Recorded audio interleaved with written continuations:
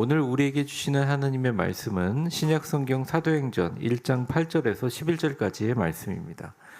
거룩하신 하나님의 말씀을 제가 대신하여 봉독해 올리겠습니다. 오직 성령이 너희에게 임하시면 너희가 권능을 받고 예루살렘과 온 유다와 사마리아와 땅끝까지 이르러 내 증인이 되리라 하시니라. 이 말씀을 마치시고 그들이 보는데 올려져 가시니 구름이 그를 가리어 보이지 않게 하더라. 올라가실 때 제자들이 자세히 하늘을 쳐다보고 있는데 흰옷 입은 두 사람이 그들 곁에 서서 이르되 갈릴리 사람들아 어찌하여 서서 하늘을 쳐다보느냐. 너희 가운데서 하늘로 올려지신 이 예수는 하늘로 가심을 본 그대로 오시리라 하였느니라. 아멘. 누구나 안락하고 예측 가능한 삶을 원합니다. 모두 다 예외는 없죠. 그래서 갑자기 인생이 어려운 일을 당할 때 많은 사람들이 위로를 합니다. 아니 어떻게 이런 일이.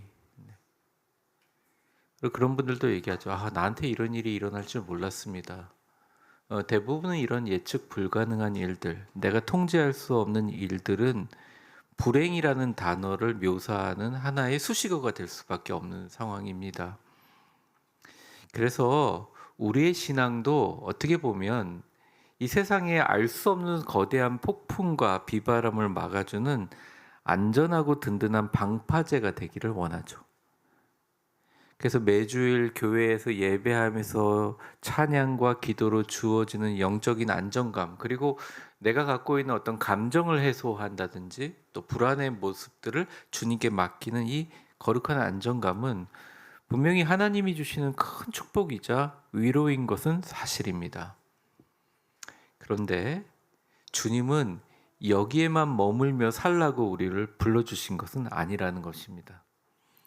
2000년 전 오순절날 다락방에서 바람과 불의 혀처럼 임하셨던 거룩한 성령님은 오히려 제자들을 더 거친 세상의 변화의 파도 속으로 밀어내셨습니다.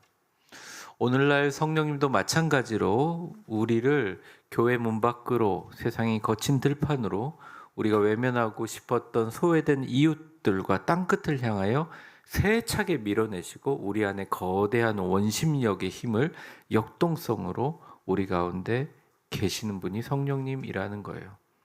사실은 이 말을 그렇게 달갑게 듣고 싶지 않아 합니다. 현대 기독교인들은 예수님 잘 믿고 평탄, 형통, 그리고 아무런 변화가 없는 지금의 삶을 유지하는 보수성에 가깝습니다.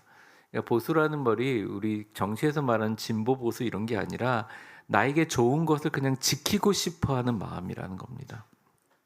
그런데 성경을 읽으면 읽을수록 성경은 단순히 글자나 역사의 기록이 아니라 살아 움직이고 있고 그 살아 움직이는 에너지는 우리를 그냥 이 강단의 자리, 여러분 앉아있는 교회의 자리에 머무르지 않게 만듭니다. 오늘 본문은 예수님이 갑자기 승천하실 때 하늘을 쳐다보는 제자들의 모습에서 시작합니다.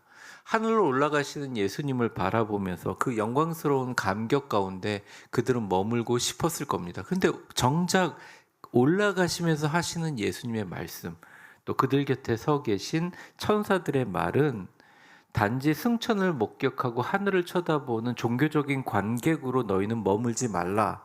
그러면서 이렇게 말합니다. 성령이 너희에게 임하시면 너희가 권능을 받고 예루살렘과 온 유대와 사마리아 땅끝까지 이르러 내 증인이 될 것이다. 지금이야 땅끝이라는 것들, 세상 끝이라는 것들의 그 심리적인 거리가 되게 가까웠지만 옛날에 이 시대에는 땅끝에 가면 죽는 줄 알았어요. 지구가 네모나다고 생각하기도 더 이전의 일입니다. 그러니까 그때 온 유대와 사마리아와 땅끝까지 너희가 내가 지금 이 하늘에 올라간 것을 증인할 증인이 될 것이다 이렇게 말씀하세요. 6월 호국의 보훈의 달이기도 하고 국가와 민족을 위해서 기도하며 전 세계를 품을 수 있는 우리들의 마지막 주일 말씀. 성령은 우리를 이 교회나 여러분의 가정이나 여러분의 울타리를 벗어나 선교의 한복판으로 우리를 초청하시고 부르십니다. 성령의 역동성, 우리를 땅끝으로 밀어내신다. 성령의 역동성, 우리를 땅끝으로 밀어내신다라는 제목으로 우리를 때로는 세상 밖으로, 때로는 우리를 세상 속으로 증인되게 하시는 하나님 말씀 증거하도록 하겠습니다. 먼저 첫 번째 우리 같이 읽어볼까요? 시작. 성령은 세상 밖으로 우리의 담장을 허물고 땅 끝까지 흘러가게 하시. 성령은 우리를 세상 밖으로 밀어내십니다. 이 세상이란 말은 우리가 소유하고 있는 나만의 세상을 의미합니다. 우리가 갖고 있는 인종적인 차별과 문화적인 경계, 내가 갖고 있는 지리적 장벽을 무너뜨립니다. 성령의 권능은 말이죠. 8절에 보면 빨간 글씨만 읽어볼게요. 시작. 오직 성령이 너희에게 임하시면 너희가 권능을 승천하시면서 제자들에게 권능을 받는다 그래요. 성령이 임하시면 권능을 받는다 그래요. 이 권능이라는 헬라어 원어는 두나미스인데 이 두나미스라는 단어로부터 다이나마이트라는 단어와 다이나믹 그냥 원어로 다이내믹이라는 단어가 추출됩니다. 이게 원어예요.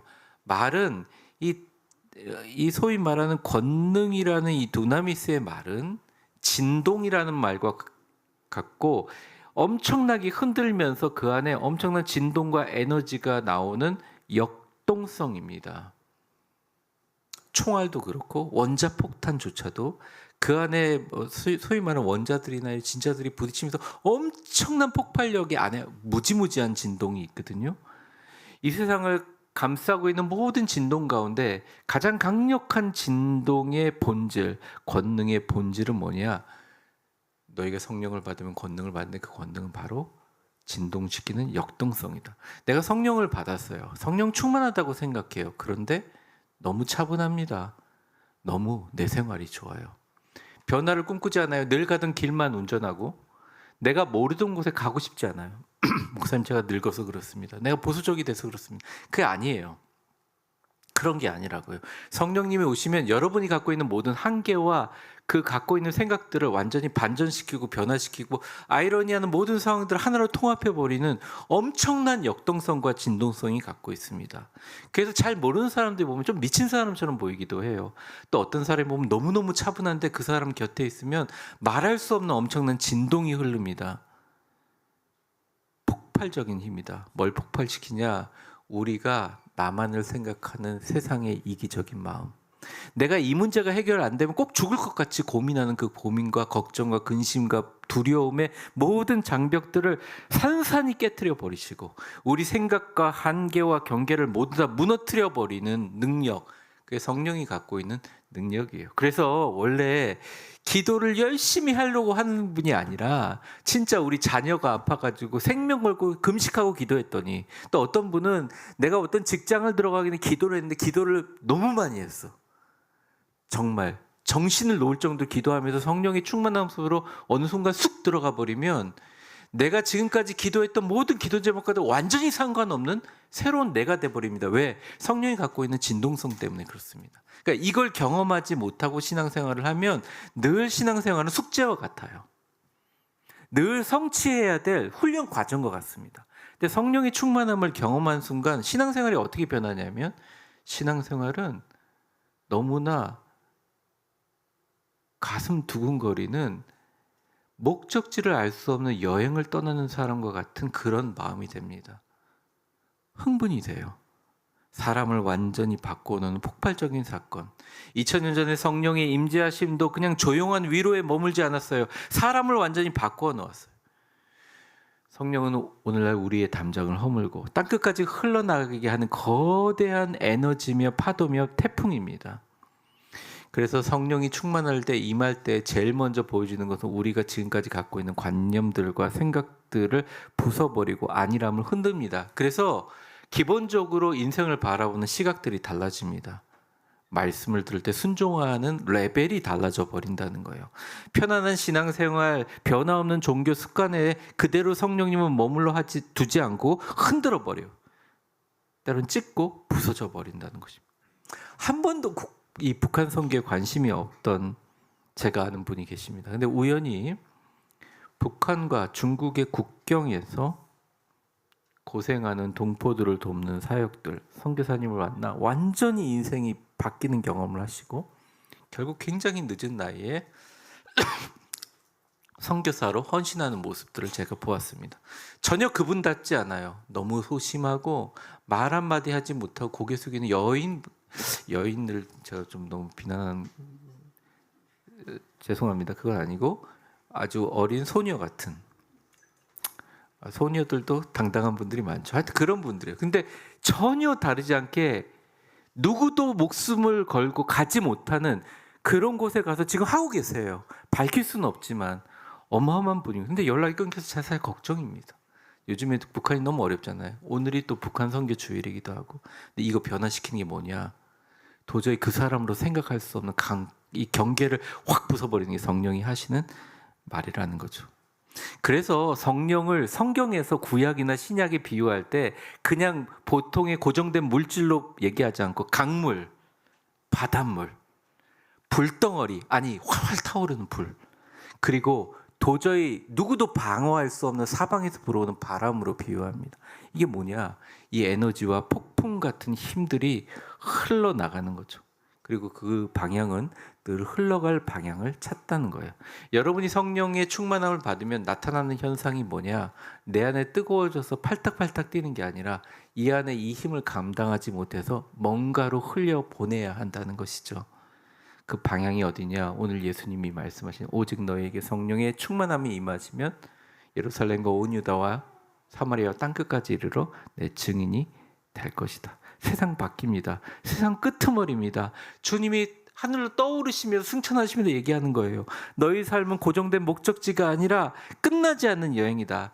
나는 지금 올라가지만 성령의 충만함이 너에게 임하시면 너희는 유대, 예루살렘, 사마리아 땅끝까지 그냥 탁 나가고 흘러갈 방향을 찾게 될 것이다. 그 안에 위대한 원심력이 발생하는데 그 원심력의 힘은 밖으로 뻗어나가는 힘이고 내 안에 있는 근심 걱정을 완전히 다 박살내버립니다. 실제로 그렇게 맡기고 그것을 기도하지 않았는데도 성령님이 그 모든 문제를 그냥 해결해 주세요. 그래서 중요한 게 뭐냐면 내가 이 문제가 해결돼야 돼, 내가 신앙생활을 할 것 같아 라고 하는 순간 절대 속지 말라는 것입니다. 이 문제가 해결돼야지 내가 전도해야 될 것 같고, 이 문제가 해결돼야지 내가 교회 충성할 것 같고, 이 문제가 해결돼야지 내가 세계 선교에 동참할 것 같다고 이야기하는 건 세상의 말이지, 성경은 완전히 반대로 얘기해요. 오직 너희에게 성령이 임하시면 너희가 권능을 받고 너희가 있는 그곳에서 모든 세계의 사방 끝으로 뻗어나가게 될 것이다. 그걸 방해하는 그 어떤 장벽도 다 무너뜨리고 해체해버리는 힘이 성령에서 나온다는 것입니다. 그래서 건강이 아프신 분들이 있어요. 이게 사실 제일 어려운 부분. 아니고 내가 갖고 있는 정말 오랫동안 가지고 있던 가족으로부터 받은 상처들이 있어요. 이거 안 깨질 것 같지만 그걸 깨워달라고 기도하기 이전에 먼저 성령의 충만함이 그것을 해체해버릴 만큼 강력한 그 옛날의 성령의 충만함이 임하게 해달라고 기도하는 게 훨씬 더 중요하다는 거예요. 그래서 8절은 우리에게 이걸 이렇게 설명하는데, 빨간 글씨만 읽어볼게요. 시작. 예루살렘과 온 유대와 사마리아와 땅끝까지 이르러 내 증인, 너희의 모든 인위적인 한계를 다 깨부술 것이다. 예루살렘이라는 아주 익숙하고 안락한 신앙의 요람에서 시작해서 민족적 자부심의 울타리인 온 유대를 넘어 역사의 상처와 증오로 가득 차 결코 마주하고 싶지 않고 짐승처럼 취급했던 원수의 땅 사마리아를 관통해 아무런 연고도 없이 내가 알지도 못하고 언어도 다르고 문화도 다른 미지의 영역 땅끝까지 흘러가게 만들어 버릴 것이다. 그곳에서 너희는 뭐가 될 것이다? 내 증인이 될 것이다. 근데 이 말씀은 그냥 역사적 기록에 남지 않고 지금도 2000년 전에 주님의 말씀은 전 세계 선교 현장에서 그대로 실현되고 있는 성령의 살아있는 역사입니다. 오늘 사도행전에는 이렇게 얘기하고 있어요. 성령은 인종과 문화와 지리의 모든 삶의 경계를 무너뜨리고 세상 끝까지 너희를 흘려보내는 거대한 강물이며 폭풍이다. 그러니 성령 충만함을 받으라. 거기서부터 시작해라 얘기하고 있어요. 성령이 갖고 있는 그 폭발력과 능력을 딱 하나의 단어로 정의하고 있는데 그 단어가 바로 증인이라는 단어입니다. 여러분이 알다시피 내 증인이 되리라라고 하는 이 증인이란 말, 헬라어 마르티스는 순교자를 뜻하는 마르토라는 영어의 단어와 어원이 같습니다. 증인이 된다는 것은 단순히 입술로 주님을 정언하는 것에서 끝나는 거 아니에요. 교회의 교리를 설명하는 자에서 끝나는 것이 아니에요. 증인이 된다는 것은 내 삶이 내가 복음을 전하던 전하지 않던, 내가 자던 먹던 잠자던 살아가던 숨을 쉬던 모든 삶의 순간은 나를 위한 게 아니라, 나에 의한 것이 아니라, 나를 중심이 아니라 그분의 목적을 위해서 사용된다고 나를 죽이는 사람입니다. 나를 내려놓고 하나님의 인도하심 아래에서 매 순간 나를 흔드는 삶의 모든 법칙들을 부수고 내려놓고 꼬리표를 내려놓고 주님 앞에 내 삶 전체를 완전히 헝금바구니에 넣더니 제단 위에 올려놓은 재물처럼 순교적인 삶의 태도를 의미하는 게 증인이라는 거예요. 그럼 이렇게 생각하면 너무 어렵잖아요. 목사님 그렇게 살 수가 있나요? 네, 그걸 조금 쉽게 접근해 봤으면 좋겠습니다. 첫 번째는 그냥 매 순간 내가 누군지를 다시 기억하는 겁니다. 여러분들이 누구십니까? 저는 뭐고요? 여러분들 저와 함께 한번 따라 보겠습니다. 당신은 멋지고 아름다운 주님의 증인입니다. 그러니까 우리의 인생에 존재하는 모든 이유는 예수님을 전하기 위해서 있는 거예요. 물론 장벽이 있겠죠. 이 얘기하면 친구 사이, 30년 친구 사이 끊어질 것 같고, 그렇게 잘 지내는 가족들하고 절연할 것 같고, 그런 두려움들이 막 밀려오잖아요. 그런데 이런 두려움조차 우리가 갖고 있는 의식과 갖고 있는 이 인식의 한계조차도 성령이 임하시면 그냥 내 삶의 모든 것이 자연스럽게 증인의 삶을 갖게 된 것이 될 수 있다는 것입니다. 성령께 저항할 필요가 없어요. 그냥 성령이 임하실 때 받아들이면 우리의 모든 한계를 넘어 땅끝에 그냥 내 증인이 된다 하시는 겁니다. 될 줄 믿는다 하니까 내 증인이 될 것이다. 된다. 성령님은 말하는 거예요. 그래서 신학적으로, 성서 신학적으로 교회의 건강성이란 뭐냐? 매주일 얼마나 많은 성도들이 예배당 의자에 앉아 있는가?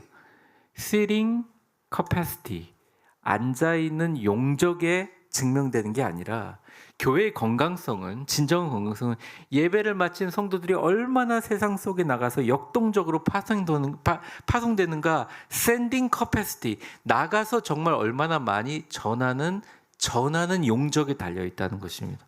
여러분, 우리 교회가 얼마나 귀하고 참 좋아요. 위대한 하루 만들었잖아요. 여러분, 이거 집에 그냥 장식용으로 꽂아두고 교회 나올 때 들고 이렇게 버려두지 마시고 꼭 몇 권씩 가져가서 전하세요. 아니면 불법을 저지르라는 건 아닌데 놓아도 되는 곳이 있다면 놓고 오세요. 누군가 가져갈 수 있잖아요. 그래서 많이 출판하는 것입니다. 여러분들 잘 활용해 주시기를 바랍니다. 이게 삶의 작은 순간이라도 나는 증인이구나 인식하게 되는 개념이 생겨나는 거예요. 내가 너희를 땅끝으로 밀어내겠다. 너희는 내 증인이 되리라. 성령은 우리를 세상 밖으로 우리의 담장을 허물고 땅끝까지 흘러가게 하십니다. 그런 힘이 성령이라는 거예요. 옆 사람 축복해 보겠습니다. 당신은 멋지고 아름다운 주님의 증인입니다. 두 번째 오늘 상고에 대한 말씀들은 같이 읽어보죠. 성령은 세상 속으로 일상으로 나아가는 증인이 되게 하십니다.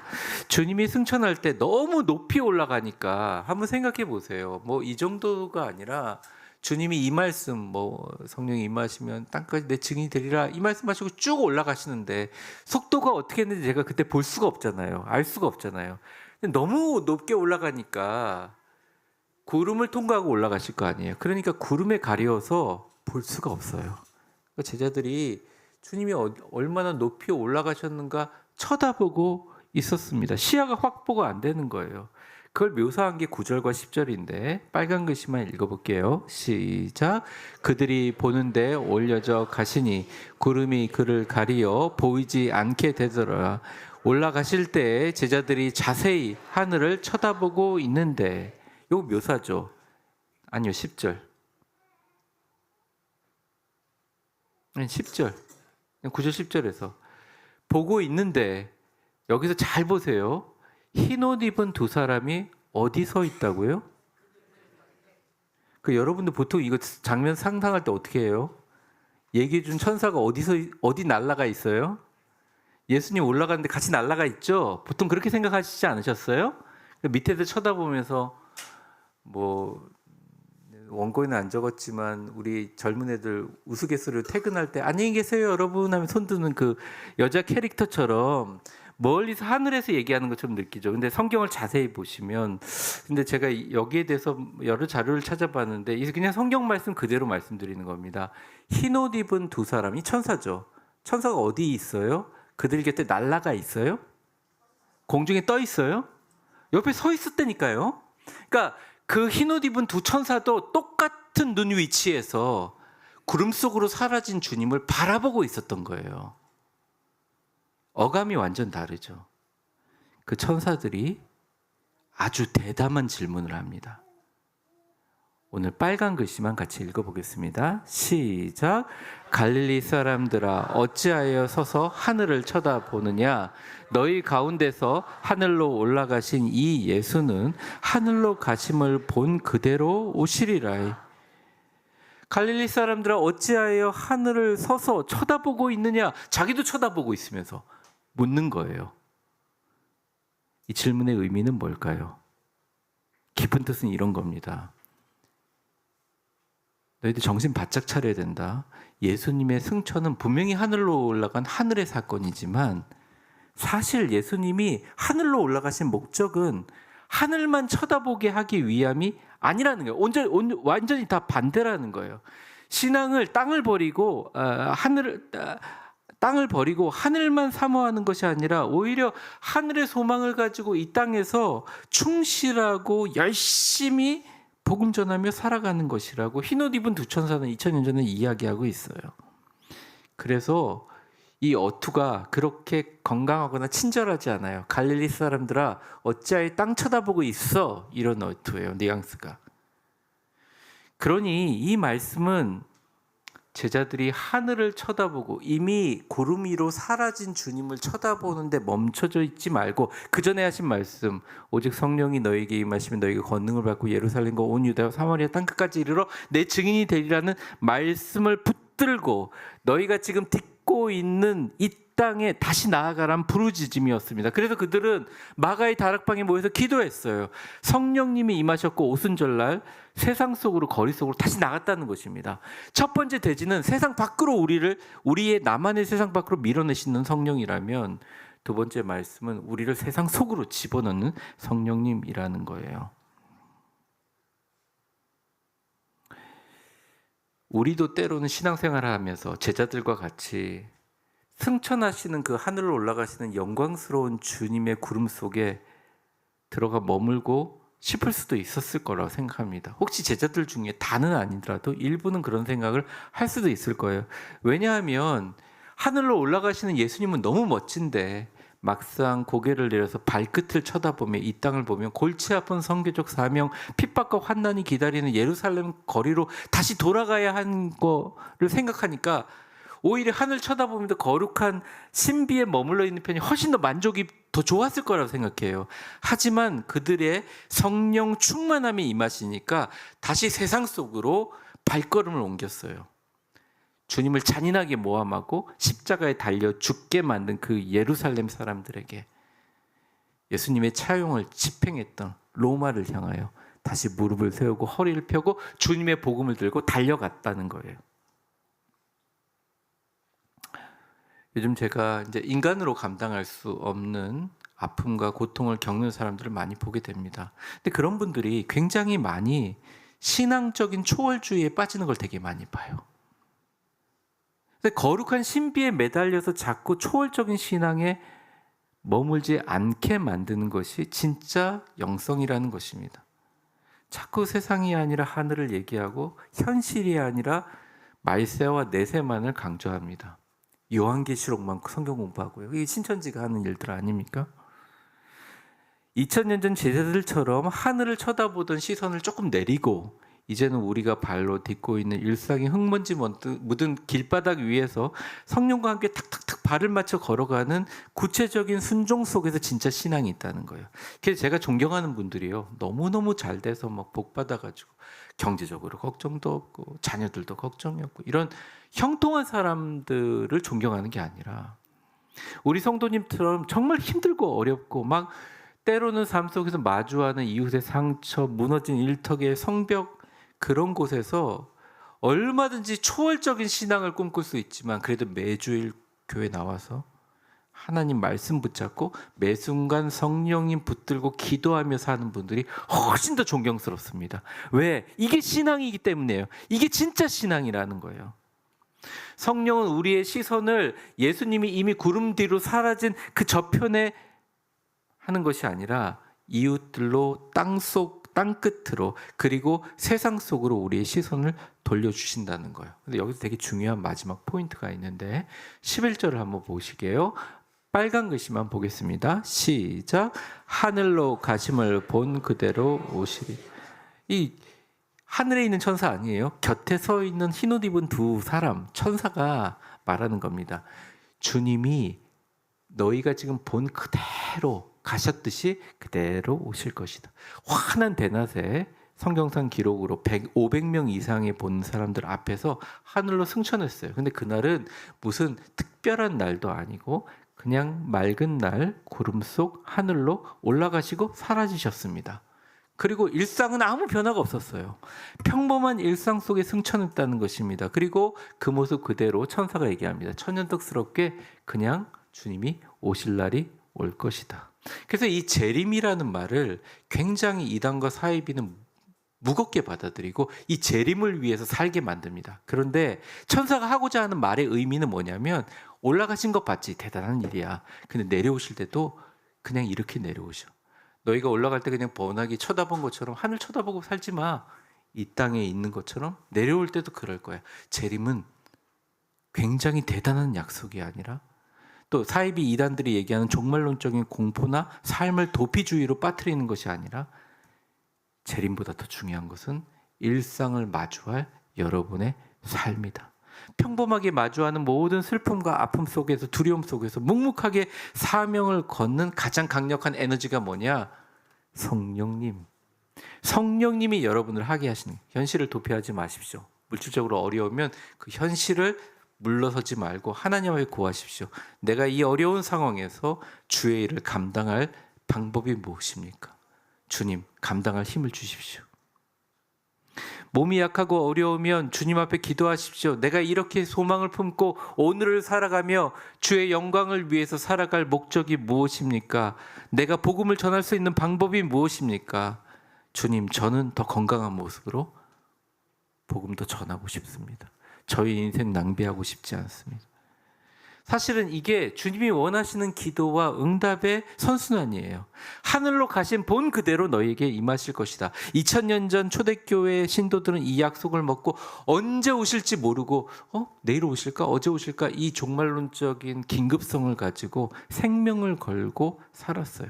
회당과 교회만 머물지 않았습니다. 일상 속에 뛰어들면서 복음을 전했어요.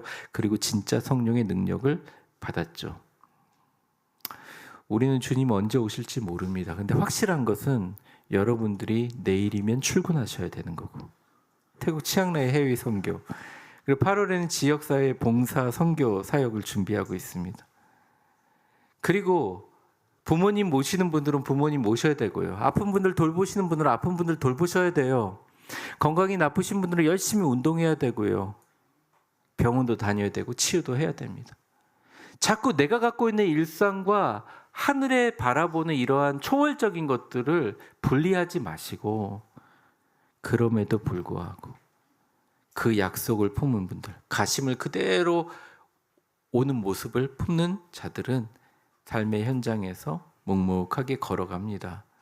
우리 성도와 청년들이 치앙라이 선교 갈 동안 남아가지고 먼 곳에 나가서 전도하지 못해도 기도로 항상 힘쓰리 하면서 같이 기도해 주신 주님의 우리 백성들을 꿈꿉니다. 지역사회 연약한 이웃들이 무너질 때 그곳에 남의 일이라 생각하지 않고 그래도 적어도 기도할 수 있는 사람들. 아유, 내가 선교사처럼 하지는 못하지만 이거 들고 몰래 불법적이 아니야. 합법적으로 거기다 한번 놓고 와야지. 또 그 교회 전화 오면 안 돼요. 근데 놓고 와야지. 정도라도 소심하게 참여할 수 있는 모든 것들, 우리의 살아있는 의미라는 거죠. 이게 바로 진짜 성령에 충만한 사람들. 일상을 도피하기 위해서 영적인 체험 때문에 현실을 도피하는 자가 아니라 다시 오실 주님의 영광을 품고 오늘이라는 평범한 삶의 현장을 성실하게 재건하는 일상의 선교사들. 사실은 천국과 지옥의 개념도 너무 큰 일이지만 우리에게 다가오는 매일의 일상의 무거움도 굉장히 여러분에게 중요한 주제입니다. 여러분이 일상이 기쁘고 즐겁고 행복하고 감사하기를 주의 이름으로 축원합니다. 우리의 상황이 그래서가 아니라 성령님이 나와 함께 계시고 나는 이제 고인물이 아니라 세차게 흘러가는, 세상과 열방을 흘러가는 강물로 내 안에 있는 성령의 원심력을 감당하지 못해서 세상으로 완전히 흩어져 나가는, 나는 이 자리에 있지만 멀리 떨어져 있는 친척들과 사람들에게 영상통화할 수 있는 시대에서, 이제는 언어의 장벽이 무너지고 AI로 한국말하면 영어로 번역해주는 이 시대에서 그 어떤 것도 핑계댈 수 없는 세계가 하나로 통합돼 가고 있는 이 테크놀로지 시대에서 정말 주님의 복음의 말씀을 들고 하늘만 쳐다보지 말고 땅끝을 보고 온 세상 피 묻은 십자가를 지고 성령의 권능에 덧입고 내가 갖고 있는 모든 나 안 돼, 여기까지야, 나는 이거야 하는 모든 한계와 장벽을 다 무너뜨려 버리고 선교적 증인으로 나는 이 자리에 있지만 세계를 바라보며 세계를 품고 세계로 날마다 나아가고 있는 여러분이 바로 삶의 목적이요 의미요 진정한 가치의 크리스찬이라는, 남은 삶의 여정은 바로 주님의 이 두근거리는 여행이라는 거예요. 말씀을 정리하겠습니다. 딱 한마디만 드릴게요. 절대 여러분들은 정착자가 아닙니다. 죽는 순간까지, 아니 영원히 순간순간 떠나고 여행을 떠나는 모험가, 여행가예요. 이 땅에 우리의 삶의 의미와 목적을 찾기 위해서 자꾸만 머무르려고 하지 마시고 먼저 성령의 충만함을 강력하게 구하셔서 그 성령의 충만함으로 하여금 우리를 세상 밖으로, 우리를 세상 속으로 들어가실 때 순종하고 나아가시면 여러분 가슴 떨리는 삶을 살게 될 것입니다. 세상이 추구하는 것과 반대로 살아도 기쁘게 하실 것입니다. 감사하게 하실 것입니다. 힘있게 하실 것입니다. 두근거리게 행복하게 만들어 가실 것입니다. 하늘을 쳐다보던 멈춰버린 신앙을 가두고 성령과 함께 세상 한복판으로 들어가시는 위대한 성도님들 주의 이름으로 축복합니다. 축복합니다. 이제는 우리를 구원해 주신 예수 그리스도의 은혜와 역사의 주관자가 되신 하나님 아버지의 사랑과 성령의 충만하심과 교통하심이, 주님 이제는 내가 가지고 있는 종교적인 안정감과 종교적 소비자로 머물지 않고 하늘의 축복을 유통하는 자로 살겠습니다. 하늘만 바라보지 말고 땅끝을 바라보며 온 세상 경계를 허물고 피 묻은 십자가를 지고 성령의 권능에 힘입어 신나고 기쁘고 행복하고 감사하게 세상 한복판으로 흩어져 생명의 씨앗을 뿌리는 빛의 증인으로 살겠습니다. 때로는 그 나라에 갈 수 없고 때로는 헌금도 부족할 수 있지만 내가 있는 매 순간마다 기도하며 내 삶의 목적이며 의미며 진정한 가치라고 생각하고 남은 인생 그렇게 여행 떠나듯이 살겠습니다. 성령님 우리와 함께하여 주시옵소서. 나를 걱정하게 만드는 이기심과 내 안에 품고 있는 모든 걱정과 근심을 태우시고 부수시고 깨뜨리시고 흩어버리시고 해체하셔서 내 마음을 하늘로 환하게 열어주시고 남은 인생 건강하게 행복하게 감사하게 기쁘게 살아가게 하여 주옵소서. 주님 앞으로 나아가는 이부 예배 오신 모든 분들 머리 위에 이제와 영원히 함께 계실 것을 간절히 축원하옵나이다. 아멘.